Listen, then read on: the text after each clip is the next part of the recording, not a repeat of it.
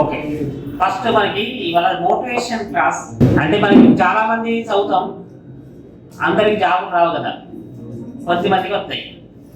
ఆడ జాబ్ రాని వాళ్ళ యొక్క ఎవరైనా అడిగినా ఏం చెప్తారంటే జస్ట్ 1 మార్కుల పోయింది, 2 మార్కుల పోయింది అంటుంటాం. ఆడ 1 మార్కుల పైన ఆడనే ఉందో, 100 మార్కుల పైన ఆడనే ఉన్నారు కదా. ఇప్పుడు జాబ్ రావాలంటే ఏం చేయాలి? ఫస్ట్ సైకాలజీ క్లాస్ వినండి. జాబ్ రావడం ఎలా?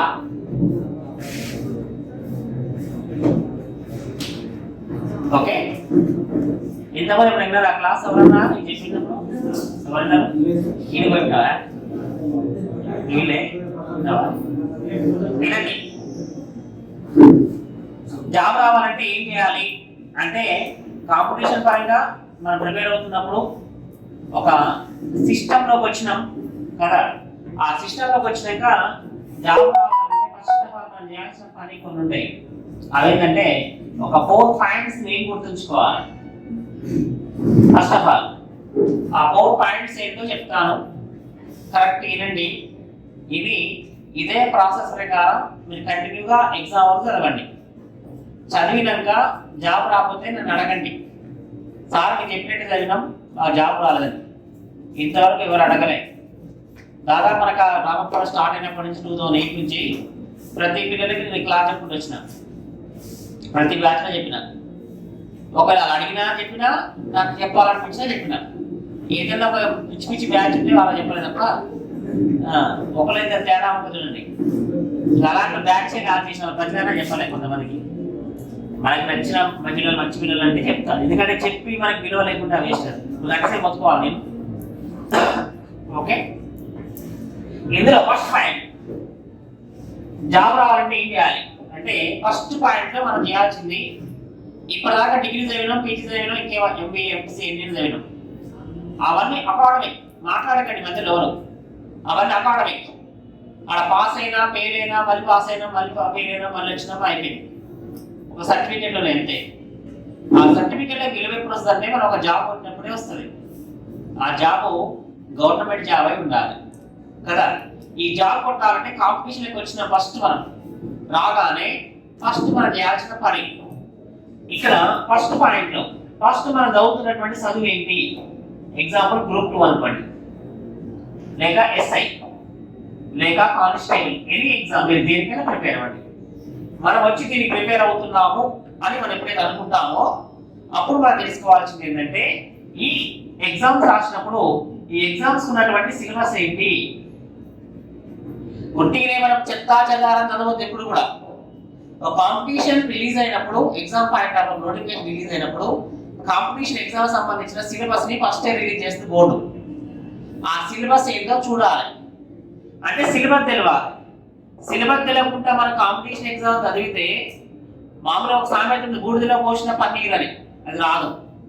అలాగే సముద్రంలో దిక్చూచి లేకుండా ప్రయాణం చేసినట్టే, ఓకేనా, గమ్యం లేకుండా ప్రయాణం చేసినట్టే.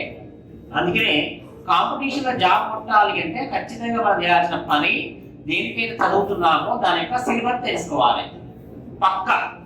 ఆ సిలబస్ తెలుసుకున్నాక ఆ సిలబస్ ని ఫాలో అవుతూ చదవాలి. అందరూ అవసరం లేదు. ఇక ఎందుకు అవసరం లేదు అంటే, ఎగ్జాంపుల్ హిస్టరీలో సింధు నాగరికత ఒక సిలబస్ ఇచ్చాడు.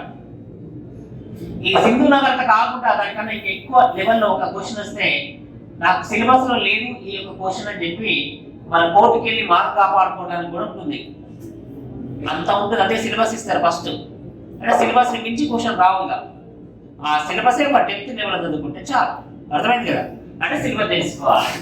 తెలుసుకున్న తర్వాత ఎగ్జామ్ కి, కాంపిటీషన్ ఎగ్జామ్ కి మనకి రాసే విధానం డిస్క్రిప్టివా ఆబ్జెక్టివ్ ఉంటుంది కదా.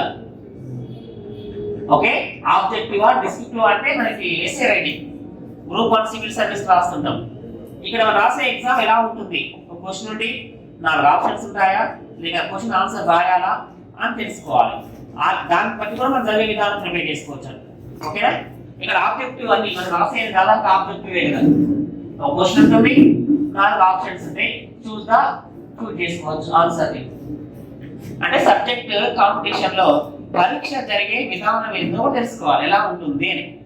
ఓకే, సిలబస్ తెలుసుకున్నాం, ఎలా ఉంటుందో తెలుసుకున్నాం. తెలుసుకున్నాక టోటల్ ఎన్ని మార్కులు ఎగ్జామ్కి? ఎగ్జాంపుల్ ఎస్ఐ కానిస్టేబుల్ ఎగ్జామ్కి 100 మార్క్స్ అనుకోండి. యాక్చువల్ 200 కదా, మనం 200 వేసుకున్నాం. 200 మార్క్స్ కానిస్టేబుల్, ఎస్ఐకి 400, గ్రూప్ 2కి 600. ఎన్ని మార్కులు? ఒక ఎగ్జామ్ రాస్తున్నప్పుడు దానికి ఉన్నటువంటి టోటల్ మార్క్స్ ఎన్ని? ఓకే, ఈ మార్క్స్ లో మనం ఎంత టార్గెట్ పెట్టుకుంటే ఖచ్చితంగా జాబ్ వస్తుంది. టార్గెట్ ఓకేనా? ఇప్పుడు 200 మార్క్స్ లో ఒక టార్గెట్ అనేది ఎలా ఉండాలి అంటే ఒక 170 మార్క్స్ టార్గెట్ పెట్టుకోవాలి. 180 పెట్టుకున్నా పర్వాలేదు, 180 పెట్టుకుందాం. 170 అంటే వాళ్ళు తక్కువ అనుకోవద్దు. 180 టార్గెట్ పెట్టుకున్నాం. 180 టార్గెట్ పెట్టుకొని చదివేటప్పుడు ఓకేనా, ఈ టార్గెట్ ఎంత ఉందో దాన్నే రీచ్ అవుతూ ఆ లెవెల్లోనే చదవాలి. కొంతమంది మైండ్లో ఒక మనసులో ఉంటుంది ఏంటంటే నాకు రిజర్వేషన్ ఉంది, ఎస్సీ ఎస్టీ బీసీ ఉమెన్స్ అని. మా ఎస్టీ రిజర్వేషన్లో లాస్ట్ ఒక అబ్బాయికి మా ఫ్రెండ్కి ఓకేనా 120K వచ్చింది, ఈసారి ఎందుకు రాదో మనం చదువుతుంటాం.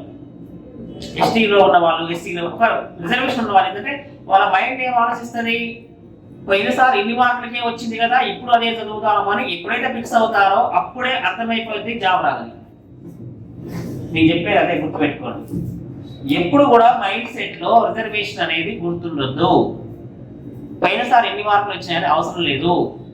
మనం చదువుతున్న చదువుకి ఎన్ని మార్కులు వస్తే నాకు జాబ్ వస్తుందో అదే టార్గెట్ పెట్టుకోవాలి.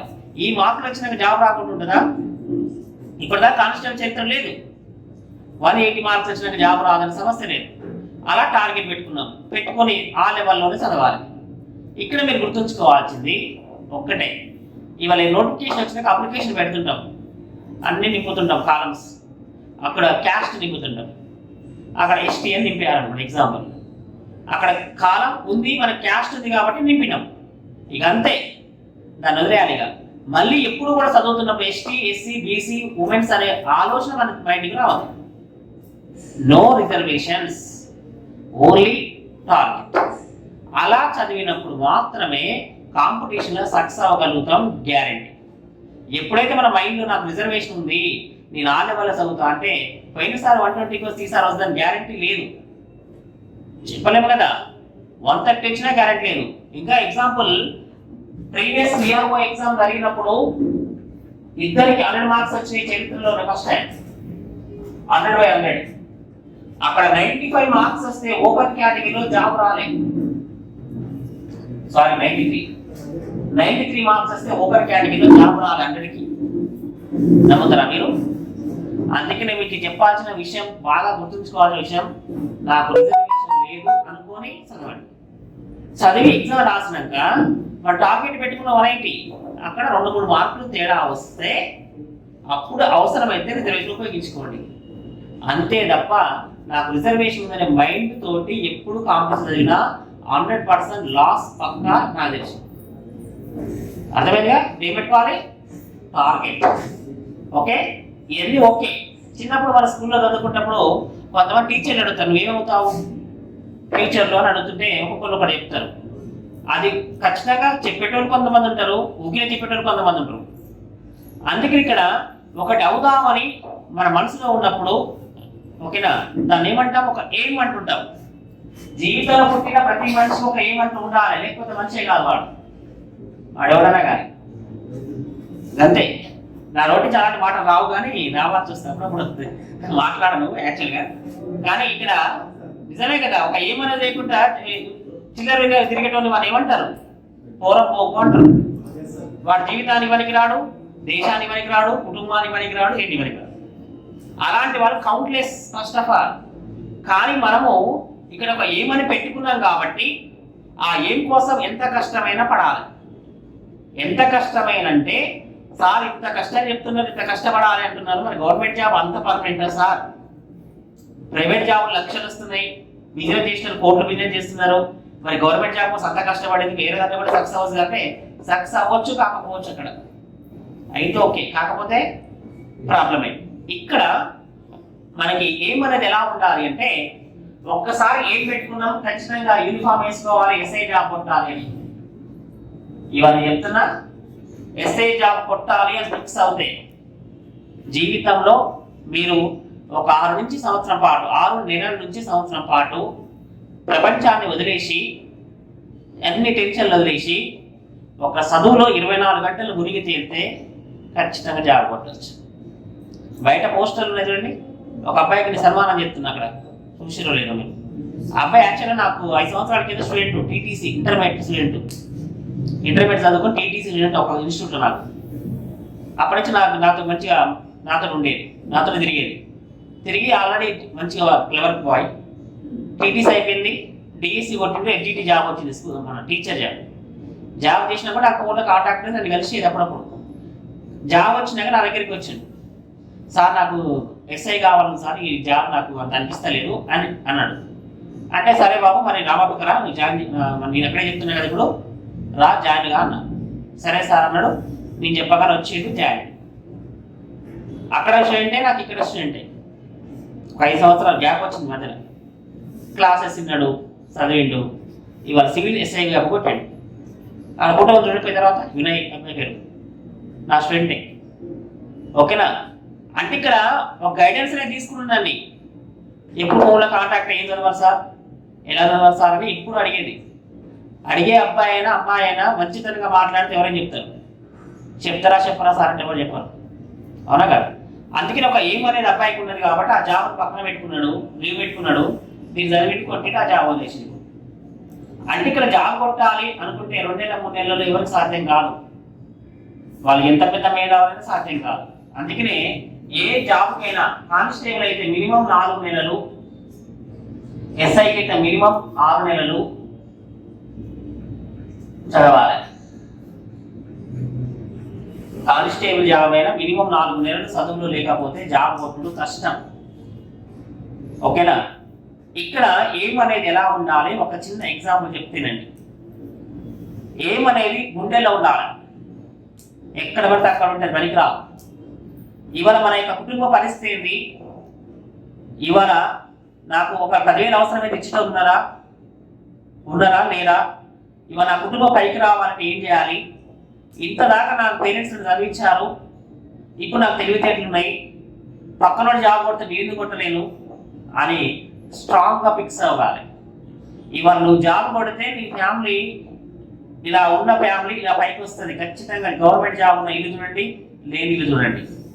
ఇవాళ నీకు జాబ్ వస్తే మీ పేరెంట్స్ని పక్కన వాళ్ళు గౌరవిస్తారు ఆ జాబ్. దానికోసం మీరు చేయాల్సిన పని ఏంటంటే ఒక స్ట్రాంగ్ ఎయిమ్ పెట్టుకోవాలి, వచ్చి క్లాస్లో కూర్చోవాలి.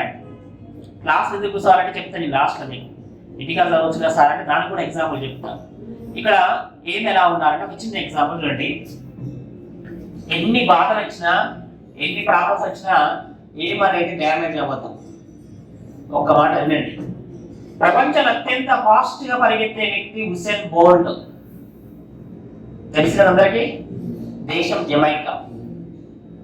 ఆయన 2008 ఇయర్లో ఒలింపిక్స్లో పార్టిసిపేషన్ చేసి 100 మీటర్స్ని 9.69 సెకండ్ల పరిగెత్తి ప్రపంచ రికార్డు సృష్టించాడు. Usain Bolt world record 2008 Beijing Olympic games లో 100 మీటర్స్ పరుగు పందాన్ని 9.69 లో పరిగెత్తింది. ప్రపంచంలో అత్యంత వేగంగా పరిగెత్తేది చురుక. జస్ట్ 100 మీటర్స్ ని 5.98 సెకండ్ల పరిగెత్తుంది రికార్డ్. సెకండ్ కృష్ణజింక పరిగెడుతుంది 6.27 సెకండ్స్ లో పరిగెత్తుంది రికార్డ్. తర్వాత ఆయనే. ఆ రెండింటి తర్వాత వేగంగా పరిగెత్తే వ్యక్తి హుస్సేన్ బోల్ట్. అక్కడ ఉన్న వాతావరణం కావచ్చు, శీతోష్ణితి కావచ్చు, అక్కడ ఉన్న పరిసరాలు కావచ్చు, అతని యొక్క ఫ్యామిలీ కావచ్చు, జీన్స్ కావచ్చు, ఒక అడిగి వేస్తే ఆయన పంగ మన 3 పంగలు వేయాలట. ఇక్కడి నుంచి అక్కడికి ఎత్తాడు. అలా ఎత్తాడు కాబట్టి ఆయన పరిగెత్తగలిగాడు. పరిగెత్తిండు, రికార్డు కొట్టిండు, గోల్డ్ మెడల్ వచ్చింది. ఎవరైనా మనం జాబ్ వచ్చినాక ఏం చేస్తాం? పార్టీ చేసుకుంటాం. ఆయన రికార్డు రాగానే గోల్డ్ మెడల్ అని పార్టీ చేసుకున్నాడు. అక్కడ దగ్గర సిటీలో డ్రింక్ తాగింది బాగా. వాళ్ళ ఫ్రెండ్స్ వస్తానని చెప్పినా వినకుండా నేనే కార్ డ్రైవింగ్ చేసుకుంటా అని చెప్పి తాగి కార్ డ్రైవింగ్ చేసుకుంటే వెళ్ళండి. అన్ఎక్స్పెక్టెడ్గా ఒక ఎలక్ట్రికల్ స్తంభానికి కుదిండు, యాక్సిడెంట్ చేసాడు. జస్ట్ ఆయన వైపు కాబట్టి వేరే వైపు కొంచెం డ్యామేజ్ అయింది. ఆయన వైపు కనుక తగ్గితే ఒకటి చనిపోయడం. ఆ యాక్సిడెంట్లో ఆయనకి కాల్ ఫ్రాక్చర్ అయింది. మామూలు కోమాలోకి వెళ్ళేంత పరిస్థితిలోకి వచ్చింది ఏంటి అన్ని స్పాట్లు హాస్పిటల్ తీసుకెళ్ళడం వల్ల సేఫ్ అయ్యాడు. హాస్పిటల్కి వెళ్ళిన కూడా 4 days దాకా వెళ్ళిపోలేడు, పెద్ద ఇంజూరీ అయింది ఆయనకి. హాస్పిటల్కి వెళ్ళిన తర్వాత వాళ్ళ పేరెంట్స్ వాళ్ళంతా ఓకేనా ఏమైందో చనిపోతున్నా బతులు అన్నాక భయం ఉంటుంది ఎవరికైనా.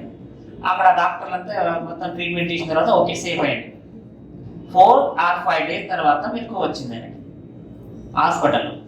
మెలకువ రాగానే ఎవరైనా ఏమనుకుంటారు, ప్రాణాలతో బయటపడ్డా చాలు అనుకుంటారు. ఆయన ఏమనుకుంటుందంటే ఇలా నేను హాస్పిటల్లో ఉంటే నా యొక్క రన్నింగ్ ఆగిపోతుందేమో అని భయపడుతున్నాడు. భయపడి నేను ఎంత తొందరగా లేస్తే అంత తొందరగా మళ్ళీ ప్రాక్టీస్ మొదలు పెట్టాలి అని లేవాలి లేవాలి అని ఒక తపన 6 నెలలు తగ్గాల్సింది 3 నెలలు తగ్గిందండి ఆయనకి. ఇవాళ ఇక్కడ ఉన్న వాళ్ళందరూ చదవాలి చదవాలని తపన ఉంటే 9 గంటలకు వచ్చి ఇక్కడ కూర్చొని గడిసేపు చదివితే ఎవరేమంటారు మిమ్మల్ని? పైన అంతా ఖాళీ ఉందిగా, పైన సాయంత్రం పూట పోయి గడిసేపు చదువుకుంటే ఎవరేమంటారు? ఇంటికాడ డిస్టర్బ్ అయిందంటే బుక్ పట్టుకుని పొలం దగ్గరికి వెళ్ళి ఎక్కడ ఒక దగ్గర పుస్తకం చదువుకుంటే ఎవరు వద్దంటారు? చదవాలని అనుకున్నారా కానీ ఎక్కడైనా చదువుకోవచ్చు. ఒకరు బలవంతంగా చదవాలని మనకు చెప్తే మనకు చదువు రాదు. ఇవాళ జాబ్ కొట్టాలని తపన మనకుంటే ఇవాళ 6 గంటలే పడుకుంటాం. ఎవరు చెప్తే లేకపోతే 4 గంటలకు లేవని చదువుకోవచ్చు, అవునా కాదా? ఒక టైం టేబుల్ పెట్టుకోవచ్చు. ఇంతసేపు ఒక హాఫ్ అన్ అవర్ అన్నం తినేవాళ్ళం, ఇప్పుడు 20 minutes తిని 10 నిమిషాలు సేవ్ చేసుకోవాలి, చదువుకోవడానికి పెట్టుకోవాలి. అలాంటి సిస్టమ్ని ఫాలో అవుతే జాబ్ వస్తుంది. కానీ ఎగ్జామ్కి నోటిఫికేషన్ రాలేదు, నేను ఇప్పుడు చదివి ఏం చేస్తా అనే ఫీలింగ్ ఎప్పుడైతే మైండ్ ఉంటుందో వాళ్ళు సక్సెస్ కాలేదు. అందుకనే హుస్సేన్ బోల్ట్ లేవాలి లేవాలి తపన లేపింది. అదే ఇంకోడైతే ఆ స్థితిలో ఉన్నవాడు ఎవరైనా బతికితే చాలు అనుకునేవాడట. అంతే కదా, లేవాలి లేవాలి తపన లేపి డాక్టర్లు ఆశ్చర్యపడేట ఆయన చూసి రికవరీ ఏంటి ఇంత తొందరగా అని. బాడీకి ఇంజూరీ అయింది కానీ మైండ్ కాలే అని. మైండ్ స్ట్రాంగ్గా ఉన్నది. ఇంటికి వచ్చి రాగానే ప్రాక్టీస్ మొదలుపెట్టినట్ట. ఓకే, ఇక్కడ ప్రాక్టీస్ మొదలుపెట్టినప్పుడు కాలు ఫ్రాక్చర్ అయిన వ్యక్తి పరిగెత్తడానికి కాలు ముఖ్యం కదా. కానీ ప్రాక్టీస్ మొదలు పెడుతుంటే పెయిన్ ఉంటుందా ఉండదు? మీకు తెలిసి ఆల్రెడీ మీరు చేసే వాళ్ళకి కాలు ఫ్రాక్చర్ అయితే పెయిన్ ఉంటుంది. ఆ పెయిన్కి పరిగెత్తడం కష్టం, కానీ ఆ పెయిన్ అనేది తెలుస్తలేదంటే అక్కడ ఏం కనపడుతుందంట. అక్కడ ఏమనుకుంటున్నాడు, నా రికార్డ్ని బద్దలు పట్టుకోవాలి అంటే ఈ పెయిన్ పట్టించుకోవద్దు. ఆయన ప్రాక్టీస్ చేస్తుంటే వాళ్ళ ఫ్యామిలీ మెంబర్స్ వచ్చి ఇప్పుడే హాస్పిటల్ నుంచి వచ్చినాం మళ్ళీ ప్రాక్టీస్ చేస్తున్నాం అన్నాడు. ఆ మాట ఆయన మైండ్ దాకా చేరలేదు. ఒకవేళ చేరి ఉంటే నిజమైన అని చెప్పి ఆయన అనుకుంటే అక్కడే కూర్చున్నట్టు ఇవాళ. అందుకనే మన ఇంటిలో కానీ మన పక్కలో కానీ మన ఫ్రెండ్స్లో కానీ ఎవరు కూడా మీరు బాగుపడాలని కోరుకునే వాళ్ళు తక్కువ. వాళ్ళు చెప్పిన మాట వినాల్సిన అవసరం లేదు. ఒక్క పేరెంట్స్ ఫస్ట్, తర్వాత టీచర్స్, వీళ్ళు తప్ప మీరు బాగుపడాలని ఎవరు కోరుకోరు. 90% కోరుకోరు. ఎందుకు కోరుకుంటే వాళ్ళకి ఏమవసరం? నువ్వు జాగ్రత్తలకి వెళ్తావా అన్న ఫీలింగ్ ఉంటుందా ఉండదా? అందుకని ఇక్కడ పక్కన మనం కోచింగ్ పోతున్నా కూడా వద్దనేటోళ్ళు ఉంటారు. ఎందుకు ఫీజు దండగా అంటారు. ఈ ఫీజు దండగా మనం చూస్తున్నాం కానీ ఈ ఫీజు కడితే మనకి గైడెన్స్ దొరుకుతుంది, సబ్జెక్ట్ దొరుకుతుంది. ఒక కట్టే 20,000 ఒక నెల జీతం, మిగిలిన 1,80,00,000 మిగిలితే ఆలోచన మనకు లేదు. ఎంతసేపు 10,000 20,000 గురించి ఆలోచిస్తున్నాం కానీ 2 కోట్లు వచ్చే దాని గురించి ఆలోచిస్తున్నాం కదా. మీరు అగ్రికల్చర్ చేసే రైతు ఏం పెట్టుబడి పెట్టకుండా పంట పండించి దిగుతుందా? మరి చదువు కూడా పెట్టుబడి పెట్టాలా వద్దా? ఆ పెట్టుబడి ఎందుకంటే జస్ట్ ఇందులోకి ఎంటర్ కావడానికి అంతే. ఇక్కడ కూర్చుని క్రమశిక్షణ ఉంటుంది. 6 గంటలు లోపల కూర్చున్నారు, బయట కూర్చోగలుగుతారా? మీరు ఇంటికాడ కూర్చోగలుగుతారా? ఇప్పుడు సేపు కామ్ ఉండగలుగుతారా? దానికోసమని ఇక్కడ కూర్చోవాలి. ఇది వేస్ట్ కాదు, అసలే కాదు. ఇప్పుడు బయట పోయి అక్కడ చెప్తాను క్లాసు, ఇది చెప్తా నాకేమవసరం? బయట ఆగినా ఆగా, పిలిచినా కూడా ఆగను. మన పిల్లలు పిలిచినా ఆగా నేను అసలు బయట మాట్లాడా. ఎందుకంటే బయట మనం ఎట్లుండాలో అట్నే ఉండాలి, క్లాస్లో ఎట్లుండాలో అట్నే ఉండాలి. అప్పుడే ఓకేనా సార్ అంటే ఒక హోదా ఉంటుంది. అర్థమా అవునా కాదు? అందుకే ఇక్కడ ఏం చేయాలి మీరంటే, ఎవరు చెప్పినా మన రోడ్డు మీద వస్తుంటే 100 కుక్కలు మరుగుతాయి. కుక్కలు మరిగాయి కదా అని మనం అక్కడే ఉంటే ఇవాళ అక్కడే ఉంటాం. కుక్కలతో నాకేంటి పని, కుక్కలకి మీకు తెలుసు, కుక్కలతో మనకేంటి పని అని చెప్పి మనం ఇక్కడ దాకా వచ్చినాం కాబట్టి ఇక్కడ కూర్చున్నాం. లిఫ్ట్ లేదు, లేకుండా థర్డ్ ఫ్లోర్కి వచ్చి ఇక్కడ కూర్చున్నామంటే ఇంట్రెస్ట్ ఉంటే కూర్చున్నావా లేదా? కొంతమంది కోచింగ్ జాయిన్ అవుతామని చెప్పి ఇంటి ఎక్కాలని చెప్పి ఆంచటే పోతారు, వాళ్ళు సక్సెస్ అవ్వలేదు. ఇప్పటిదాకా నాకు తెలిసినటువంటి ప్రపంచ పరిజ్ఞానంలో ప్రపంచ మేధావులు ఏ వ్యక్తికి కూడా గైడెన్స్ లేకుండా మేధావి కాలేదు. తెలుసు కదా, మహాత్మా గాంధీకి గురువు ఉన్నాడు, మహాత్మా గాంధీ గురువుకు గురువు ఉన్నాడు లేదా. మహాత్మా గాంధీకి గోపాలకృష్ణ గోఖలే, ఆయనకి మహాగోవిందర్ అన్నాడే. అరిస్టాటిల్ గురువు ఉన్నాడు, ప్లాటో గురువు ఉన్నాడు, సోక్రటీస్. అలా అంటే ఇక్కడ గైడెన్స్ అనేది అవసరం. ఎందుకు గైడెన్స్ అనేది అవసరం అంటే ఒక అడ్డదారిలో పోతున్న వాళ్ళకి మెయిన్ రోడ్ చూపించే దారి చూపించే వాళ్ళు కావాలి. ఇవాళ చెత్తా చెదరం చదివేటోళ్ళకి ఇది చదవాలని చెప్పేటోళ్ళు కావాలి అంటున్నా నేను. ఇవాళ టైం అనేది వాల్యుబుల్. ఆ టైం గడిచిపోయినాక తిరిగి రాదు మన జీవితంలో. ₹1,00,000 పైన సంపాదించుకోవచ్చు. అందుకనే ఉన్న టైంలో ఎలా పర్ఫెక్ట్ చదవాలి, ఎలా జాబ్ కొట్టాలని ఆలోచించాలి. మన నోటి నుంచి మాట వచ్చిందంటే అది ఉపయోగపడే మాట అయి ఉండాలి. అందుకే చెప్తున్నా మీకు. అందుకే క్లాసులో జోకులు ఇవన్నీ చెప్పా, అసలే చెప్పాను, చదివే చెప్తా. ఎందుకంటే అనవసరమైన మాటలు మాట్లాడి చదువుకునే పిల్లల్ని వేస్ట్ చేయొద్దని నా ఉద్దేశం. కొంతమంది నచ్చకపోవచ్చు జోకులు చెప్తారు సార్ అని, నేను పట్టించుకోను అసలే. అదే చదువు చెప్పేటోళ్ళే కావాలి. అది మీకు విషయం తెలియదు. ఇక్కడ కానిస్టేబుల్ ఎస్ఐ పిల్లలు, రామప్పల్లో ఉన్న పిల్లలకి నేను ఎప్పుడు నేను చెప్తున్నా కదా, ఇక్కడికి వచ్చినాక నేను మారుతా. వేరే ఇన్స్టిట్యూట్ ఉన్నట్టు ఇక్కడ ఉండరు, వేరే ఇన్స్టిట్యూట్ని పట్టించుకోను. అలాంటి వాళ్ళకి క్లాస్ చెప్పాను. మన కాడికి వచ్చినా ఖచ్చితంగా మన మోటివేషన్ మారుతారు వాళ్ళు. మారకు ఒకసారి మీరు చెప్తే నేను నమ్మరు. 2014లో 12లో సారీ ఇందా కరీంనగర్ అని చెప్పిందా, కరీంనగర్ పోయి క్లాస్ చెప్తున్న 1500 మంది ఉన్నారు అక్కడ. School assistant, HET, maths, science, social, Telugu, Hindi అందరూ 1500 మంది కూర్చున్నారు ఆ క్లాసులో. ఆ రోజు కాదు, ఆ క్లాసులో ఒకరోజు క్లాస్కి వెళ్ళి 10 to 5 క్లాస్ చెప్తున్నా. పెద్ద ఫంక్షన్ ఆ కాలేజీలో పెద్ద రూమ్ ఉన్నది. అందులో అందరు మొత్తం సీట్లన్నీ ఫిలప్ అయినాయి. క్లాస్ చెప్తున్నా, సీట్లన్నీ ఫిలప్ అయినాయి. 10 క్లాస్ స్టార్ట్ అయితే 10:45 or 11 అయింది, గంట అయింది. అప్పటికి ఆ బ్యాచ్లో కొంతమంది బీఈడి చేసేటోళ్ళకి అప్పుడు అవకాశం ఇచ్చింది గవర్నమెంట్. ఒక 20 మంది ఒకే కాలేజీలో జాయిన్ అయ్యారు. వాళ్ళ కాలేజీలో పనుండి అందరు పోవాల్సిన పరిస్థితి వచ్చింది. ఏదో ఫంక్షన్ ఏదో ఉంటే మంచిగా తయారై, ఎక్కువ మంది లేడీసే తయారై, అంతా అలా 30-35 ఏజ్ వాళ్ళ పిల్లలే 10th ఇంటర్ చదువుతున్న వాళ్ళు ఉన్నారు. వెళ్ళి ఆ ఫంక్షన్ కట్టండి, మాకు అర్జెంట్ క్లాస్ ఉంది, మీకు క్లాస్ వినాలని, ఇంట్రెస్ట్ క్లాస్ ఉంది వినాలని అక్కడ పర్మిషన్ తీసుకుని వచ్చేవాళ్ళు. ఆ 20 మంది 11కి వచ్చేసరికి గంట అయింది కదా, అప్పటికి సీట్లన్నీ ఫిలప్ అయినాయి. మొత్తం అసలు సంతులేదు. 20 మంది ఒక్కసారి వచ్చింది క్లాస్కి. క్లాస్ నడుతుంది, వెళ్ళి కూర్చోండి అన్న. ఎక్కడ సీట్లు ఏమంటే ఎలా సార్ అన్నారు. సీట్లు ఎత్తాను కూడా చైర్స్ కూడా లేవు. అనగానే పెద్ద స్టేజ్ మీద ఇట్లా మీరు ఎక్కడ కూర్చుంటారా క్లాస్ ఉంటాను అలాగే బ్యాగ్ ఆడ పడేసి కింద కూర్చుంది. కొత్త చీరలు కట్టుకొని వచ్చిన వాళ్ళు నిజం. స్టేజ్ మీద కొంతమంది కింద కొంతమంది కూర్చున్నారు. 6 గంటలు కూర్చున్నారు అంటే. వాళ్ళకి ఎంత చదువు చెప్పినా ఇట్లా తల ఇట్లా తిప్పారు. మన పిల్లలు కొంతమంది ఇల్లేరు, కానీ వాళ్ళు 10 గంటలు చెప్పినా, ఎంత డెప్త్గా చెప్పినా, ఎంత చదువు చెప్పినా ఇట్లా కదలరు, మెదలరు, అట్నే కూర్చుంటారు. కావాలంటే నా ఇవ్వటం రండి, నేను అలాంటి బ్యాచ్ చూపిస్తాను. ఒక బ్యాచ్ని వాళ్ళకి ఏం తెలిసిందో తెలుసా, జీవితంలో ప్రైవేట్ జాబ్లు చేసి అలసిపోయి గవర్నమెంట్ జాబ్ ఎంత అవసరమో తెలిసింది.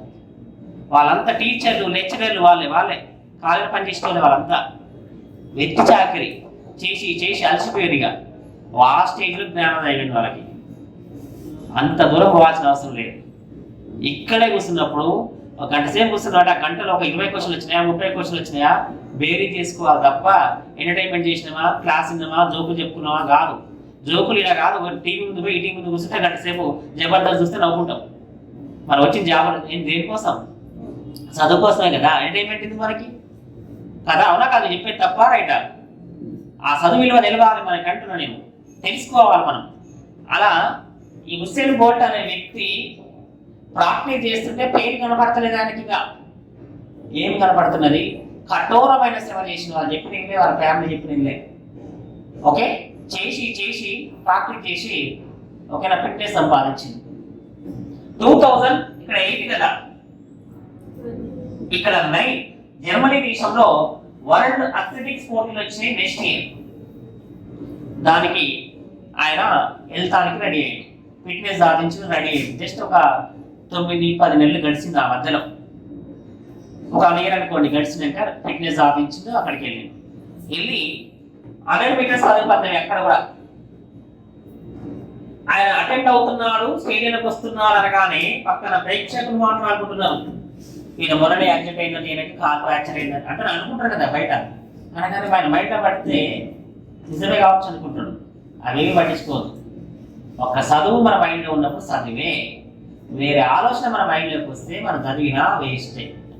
నేను చెప్తే వచ్చిండు కామెంటేటర్లు చెప్తున్నారట, హుస్సేన్ బోల్ట్ ఇంజ్యూర్ అయింది, ఈ మధ్య హెల్త్ ప్రాబ్లం వచ్చింది, ఎలా పరిగెత్తులో చూడండి అని చెప్తుంటారు కదా వాళ్ళు. అవన్నీ చెప్తున్నా ఆయన పట్టించుకోవట్లే. వచ్చిండు ట్రాక్ మీద నిలబడ్డాడు. కరెక్ట్గా యాక్సిడెంట్ అయ్యి కాల్ ఫ్రాక్చర్ అయినటువంటి హుస్సేన్ బోల్ట్ ఒక బలమైన ఎయిమ్తో వచ్చి అక్కడ నిలబడ్డాడు. అందరూ ఆశ్చర్యంగా చూస్తున్నారు, గెలుస్తాడా లేదా. ఆయన మైండ్లో మాత్రం ఒకటి, నా ఎయిమ్ మాత్రం ఖచ్చితంగా నేను సాధించాలి, నా రికార్డుని బద్దలు కొట్టుకోవాలని రన్నింగ్ స్టార్ట్ చేశాను. 100 మీటర్స్ పరుగు పందెంని 2009లో ఒక 9.58 సెకండ్ల పరిగెత్తి ప్రపంచ రికార్డు సృష్టించిన ఆయనే. అర్థం ఎందుకు చెప్పింది? కాలు ఫ్రాక్చర్ అయిన ఒక వ్యక్తి, హాస్పిటల్కి వెళ్ళిన ఒక వ్యక్తి, ఇంజ్యూర్ అయిన ఒక వ్యక్తి మళ్ళీ పూర్తి ఫిట్నెస్ సాధించి తన రికార్డ్ వరల్డ్ రికార్డ్ని తానే బద్దలు కొట్టుకున్నాడంటే అది ఎంత బలమైనమో ఆలోచించండి. ఇక అందుకే నేను చెప్తున్నా, చదివే వాళ్ళకి మన రోడ్డు మించి పోతుంటే, అవునా, ఓకేనా, రకరకాల టెన్షన్లు ఉండొచ్చు మన జీవితంలో, రకరకాల ప్రాబ్లమ్స్ ఉండొచ్చు, రకరకాల ఆలోచనలు ఉండొచ్చు. ఇవన్నీ మనసులో పెట్టుకొని చదివితే ఎక్కదు, చదివినా వేస్ట్. అందుకని ఒక ఎగ్జాంపుల్, ఒక సూత్రం ఏంటంటే, మైండ్ని ఎంటీ చేయాలి, టోటల్ డిలీట్ చేయాలి, కొత్తగా చదువుని ఎక్కించుకోవాలి. ఒక గ్లాస్ నిండా వాటర్ పోసినాం ఫుల్, ఓకే, మళ్ళీ వాటర్ పోస్తే ఏమవుతాయి? పోతాయి. మన మైండ్ నిండా చెత్త చెదారం ఆలోచనలు ఉన్నాయి, చదువు కాకుండా. కొత్తగా చదివే సబ్జెక్ట్ ఎక్కింది బయటికి పోతుంది, నీళ్ళు వేరేటే. ఆ గ్లాసులో ఉన్న నీళ్లు పడవేయాలి, గ్లాస్ ఎంటీ పెట్టాలి. అలా మైండ్లో ఉన్న చెత్త చెదారాన్ని తీసేసి అప్పుడు కొత్తగా చదవండి, అప్పుడు చదివింది ఎక్కుతుంది. అందుకే నేను ఏం చెప్తున్నానంటే, ఒక ఆలోచన ప్రాబ్లం పెట్టుకొని ఏ కాంపిటీషన్ ఎగ్జామ్ చదివినా అది లాసే. ఒక ప్రాబ్లం అనేది మైండ్ని పట్టుకొని గట్టిగా ఇట్లుంటుంది, అది బోతిగా ఈ చదువు అనేది వెళ్ళిపోతుంది. ఆ మైండ్లో ఉన్న ప్రాబ్లం ఏదైతే ఉందో, ఆలోచన ఏదైతే ఉందో దాన్ని తీసేసి కట్టగట్టి చుట్టి తీసుకుపోయి బావిలోనో చెరువులోనో పడేయాలి. అప్పుడు ప్రశాంతంగా ఉండాలి, అప్పుడు చదవడం స్టార్ట్ చేయాలి. ఎప్పుడైనా ఆలోచన ప్రాబ్లం పెట్టుకొని చదివినా అది వేస్టే అంటున్నాను. చదువుతున్నప్పుడు చాలా ఇంట్రెస్ట్గా చదవాలి, లీనమైపోవాలి. పక్కన టీవీ సౌండ్ వినపడుతుంది అని మనం ఎప్పుడైతే చదువుతున్నప్పుడు అనుకుంటామో చదవనట్టే లెక్క. మన చదువులో లీనమైనాక టీవీ సౌండ్ వినపడదట, సైకాలజీగా చెప్పేది అదే. మనం కరెక్ట్గా చదువుకుంటున్నప్పుడు మాట్లాడే మన మాటలు వినపడబట, మనకి వినపడుతున్నాయంటే మన చదువులో లీనం కాలేదని అర్థం. అదే సింబల్. మన పక్కన ఇంట్లో టీవీ బంద్ చేస్తారు వాడు, మనకి వడను అంటారు. ఎగ్జాంపుల్ చెప్తుంది, మన ఇంట్లోనే మనం కంట్రోల్ చేయలేము, పక్కన ఏం కంట్రోల్ చేస్తాం. అందుకని ఇంట్లో గొడవ ఉందనుకుంటే బయటికి పోవాలి, చదువుకోవాలి, ఎక్కడ టైం దొరికితే అక్కడ చదువుకోవాలి, అంతే. అందుకని ఒక బలమైన ఏమి పెట్టుకోండి. ఒకవేళ ఎవరికైతే ఏం లేదో వాళ్ళు ఇవాళ ఫిక్స్ అవ్వండి, నేను జాబ్ కొట్టాలి, ఆ జాబ్ కోసం ఏం చేయాలో నేను చెప్తా, ఫిక్స్ అవ్వండి, ఏం పెట్టుకోండి. అర్థమైందా?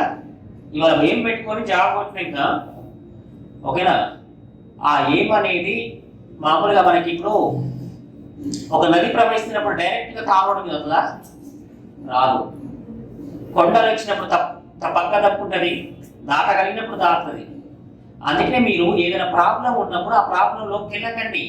వెళ్తే ప్రాబ్లం అయింది అనుకున్నప్పుడు ఆ ప్రాబ్లం పక్కన చెల్లిపోండి. ఫోన్ ద్వారా మనకి ప్రాబ్లం అవుతుంది అంటే ఫోన్ నెంబర్ తీసేయండి, స్విచ్ ఆఫ్ చేసుకోండి.